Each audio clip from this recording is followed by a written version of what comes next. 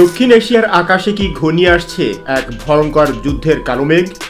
ভারত যখন তার সীমান্তের শান্তি বজায় রাখার চেষ্টায় ব্যস্ত, ঠিক তখনই পর্দার আড়ালে ঘটে চলেছে এক ভয়ানক ষড়যন্ত্র।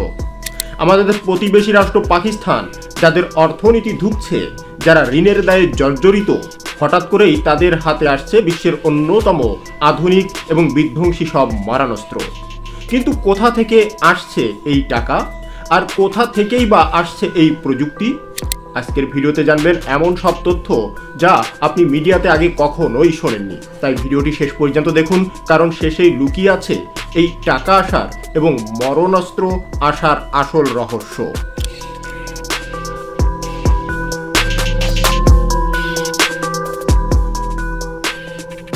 খবর পাওয়া যাচ্ছে অত্যন্ত গোপনে চীন পাকিস্তানের হাতে তুলে দিচ্ছে এমন কিছু হাইপারসোনিক এবং ব্যালিস্টিক মিসাইল প্রযুক্তি, যা ভারতের প্রতিরক্ষা ব্যবস্থাকে বা ডিফেন্স সিস্টেমকে নিমেষেই ধূলিসাৎ করে দিতে পারে। নয়াদিল্লির সাউথ ব্লক থেকে শুরু করে প্রতিরক্ষা মন্ত্র সর্বত্রই এখন একটাই আলোচনা, তবে কি চীন এবং পাকিস্তান মিলে ভারতকে ঘিরে ফেলার চূড়ান্ত প্রস্তুতি নিয়ে ফেলেছে? গোয়েন্দা রিপোর্ট অনুযায়ী সম্প্রতি সময়ে চীন তাদের পুরনো এবং বাতিল অস্ত্র নয়, বরং তাদের সর্বাধুনিক প্রযুক্তির মিসাইল এবং রাডার সিস্টেম পাকিস্তানের হাতে তুলে দিচ্ছে। প্রশ্ন হলো কেন? চীন ভালো করেই জানে সরাসরি ভারতের সাথে যুদ্ধে জড়ালে তাদের অর্থনীতির বড় ক্ষতি হবে, তাই তারা ব্যবহার করছে তাদের প্রক্সি বা প্রতিনিধি হিসাবে পাকিস্তানকে। পাকিস্তানের অর্থনীতি যখন তলানিতে, তখন এই বিপুল পরিমাণ অস্ত্রের যোগান কি বিনে পয়সায় পাচ্ছে? একদমই না। চীন পাকিস্তানকে ঋণের ফাঁদে ফেলে তাদের ভূখণ্ড ব্যবহার করছে ভারতের উপর চাপ সৃষ্টির জন্য। আর এই গোপন ডিলের মাধ্যমেই পাকিস্তানের হাতে এসেছে এমন কিছু মিসাইল যা সরাসরি দিল্লি, মুম্বাই, এমনকি বেঙ্গালুরু পর্যন্ত আঘাত হানতে সক্ষম।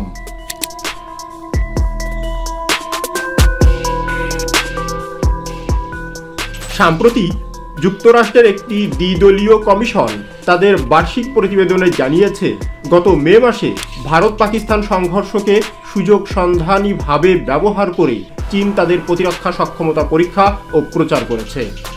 গত মঙ্গলবার প্রকাশিত মার্কিন চীন অর্থনৈতিক ও নিরাপত্তা পর্যালোচনা কমিশনের প্রতিবেদনে বলা হয়েছে, বেইজিং ভারতের সঙ্গে চলমান সীমান্ত উত্তেজনা এবং ক্রমবর্ধমান প্রতিরক্ষা শিল্প লক্ষ্যে এর প্রেক্ষাপট কার্যকর অস্ত্রের অত্যাধুনিক পরীক্ষা এবং প্রচারের জন্য 4 দিনের এই সংঘাতকে কাজে লাগিয়েছে।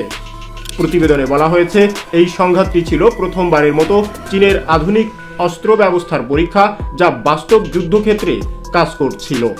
এগুলোর মধ্যে রয়েছে HQ-9 বিমান প্রতিরক্ষা ব্যবস্থা, PL-15 আকাশ থেকে আকাশে নিক্ষেপযোগ্য ক্ষেপণাস্ত্র এবং J-10 যুদ্ধ বিমান। প্রতিবেদনে বলা হয়েছে, চীন জুন মাসে পাকিস্তানের কাছে 40টি পঞ্চম প্রজন্মের J-35 যুদ্ধবিমান, KJ-500 বিমান এবং ব্যালিস্টিক ক্ষেপণাস্ত্র প্রতিরক্ষা ব্যবস্থা বিক্রির প্রস্তাব দেয়। সংঘর্ষের পরের দিনগুলোতে চীনা দূতাবাসগুলো ভারত পাকিস্তান সংঘর্ষে তাদের প্রতিরক্ষা ব্যবস্থার সাফল্যের প্রশংসা করেছে এবং অস্ত্র বিক্রি জোরদার করার চেষ্টা করেছে।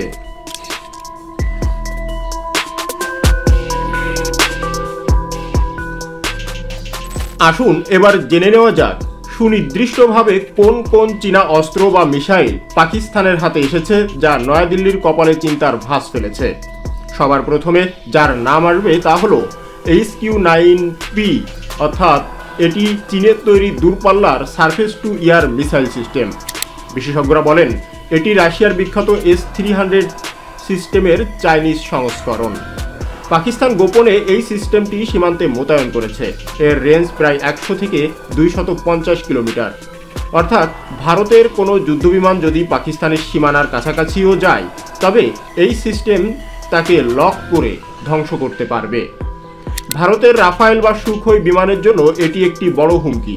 দ্বিতীয়ত, যে অস্ত্রটি নিয়ে ভারতের নৌবাহিনী চিন্তিত তা হল CM-400 এটি একটি সুপারসনিক ক্রুজ মিসাইল, যাকে চীন এয়ারক্রাফট ক্যারিয়ারের কিলার বলে থাকে।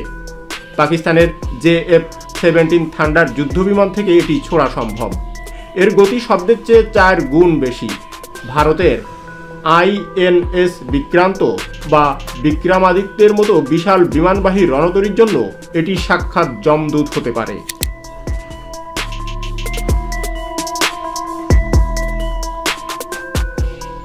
এখন প্রশ্ন হলো, ভারতের কাছেও তো শক্তিশালী মিসাইল আছে, তাহলে ভয়ে কাঁপছে নয়াদিল্লি, এই কথাটি কেন বলা হচ্ছে?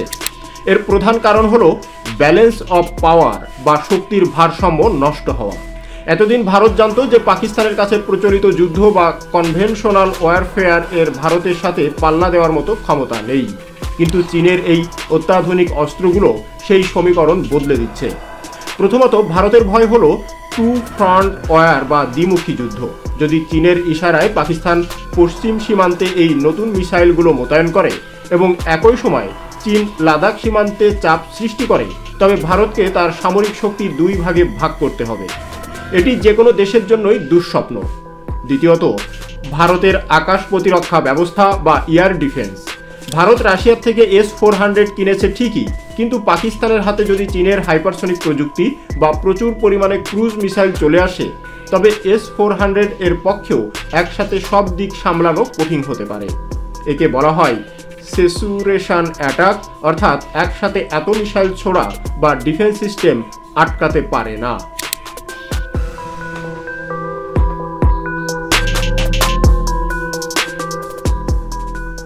ভারত কি হাত গুটিয়ে বসে আছে? একদমই না। নয়াদিল্লি চিন্তিত হতে পারে, কিন্তু ভীত নয়। ভারতের defence research and development organisation বা DRDO এবং ভারতীয় সেনাবাহিনী দিন রাত এক করে কাজ করে যাচ্ছে এই হুমকি মোকাবেলা করতে।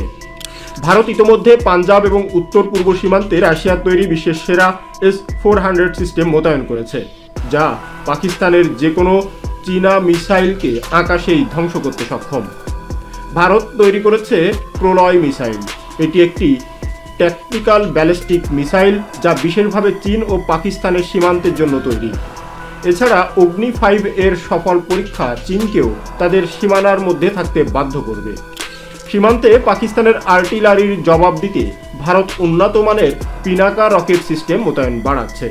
ভারত ও রাশিয়া মিলে ব্রাহ্মসের আরও উন্নত এবং হালকা সংস্করণ তৈরি করেছে, যা তেজস বা রাফায়েল থেকেও ছোড়া যাবে। এটি পাকিস্তানের গভীরে গিয়ে তাদের বাংকার ধ্বংস করতে পারবে। ভারত শুধু অস্ত্র দিয়েই নয়, কূটনীতি দিয়েও পাকিস্তানকে চাপে রাখছে। আমেরিকা এবং ফ্রান্সের সাথে ভারতের সম্পর্ক এখন ইতিহাসের সবচেয়ে ভালো পর্যায়ে, যা চীন পাকিস্তান অক্ষশক্তির বিরুদ্ধে বড় ঢাল।